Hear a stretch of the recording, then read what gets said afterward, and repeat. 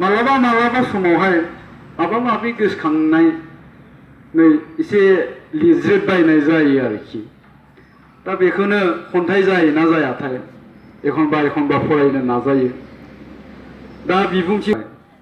आं गिबियावनो बिथांमोननिसिम आंनि गोसो गोरबोनि रोजा रोजा साबायखरसो बावहरदों निस्सय दिनै बियो जोंनि इयुन जोलैफोरनि थाखाय मोनसे गिदिर प्लेटफर्म जागोन जाय बिथांमोना दिनै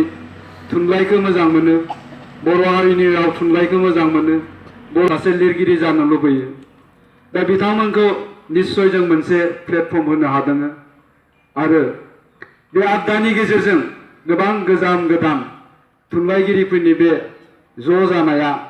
निस्सय इयुन जोलैफोरखौ थुलुंगा होगोन आरो मोनसे लामा दिन्थिगोन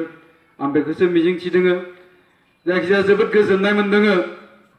आरो आं ओरैजायसो सानदों आरोखि दा मेन्डेलाया बेखौ बानजायदोंबा आं मालाय मानो बानजायनो हाया जानो होनना